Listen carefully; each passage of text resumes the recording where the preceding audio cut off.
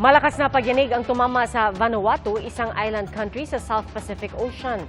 May lakas na magnitude 7.4 ang lindol na tumama sa lugar. At ayon sa United Nations, 6 ang naiulat na nasawi pero hindi pa ito kumpirmado. Nagdulot ang lindol ng kabi-kabilang landslide at pagkasira ng ilang establisimento at sasakyan. Mga kapuso, 8 araw na lang, Pasko na. At sa mga humahabol sa Christmas shopping, Divisoria ang sagot para sa mga murang panregalo. Saksi, si Marizo Mal.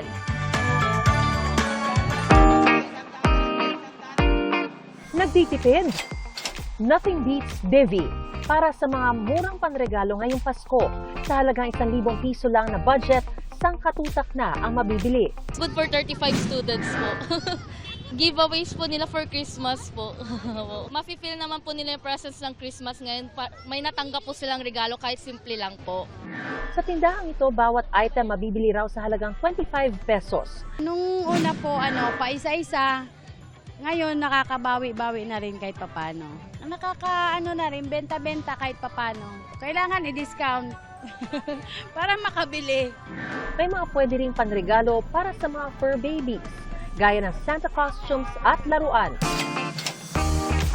Kung ang iba naghahanda ng pang-exchange gift, ang iba naman, early Noche Buena ang inaasikaso. Sa inilabas na price guide ng Department of Trade and Industry, mahigit 100 Noche Buena items ang tumaas ng presyo. 13 naman ang bumaba tulad ng ilang brand ng mayonnaise, macaroni, pasta at all-purpose cream.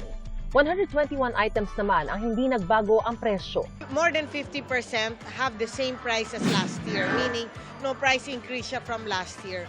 Tapos merong mga iba na nag-increase sila pero less than 5%. Kung wala yung favorite brand or favorite size, no?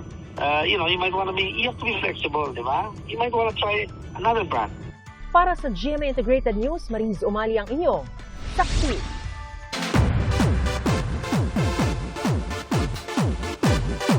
Diana Zubiri is back para sa Kapuso Prime series na Mga Batang Riles. Very excited si Diana sa kanyang project matapos ang 5 taon niyang paninirahan sa Australia. At todo papuri si Diana kina Cocoy de Santos, Rahil Deria, Bruce Roland, Antonio Vinson at Miguel Tan Felix na gumaganap bilang kanyang anak sa serye. Very proud daw siya sa 5 batang aktor dahil bukod sa magagalang ay disiplinado rin.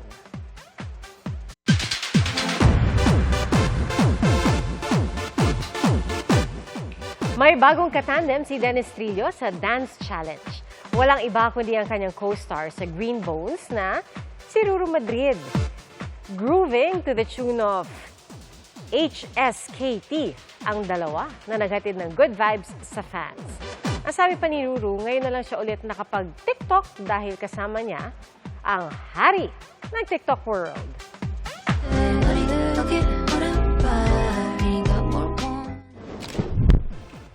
Dagdag excitement pa sa fans ang inireveal na bagong poster ng pelikula.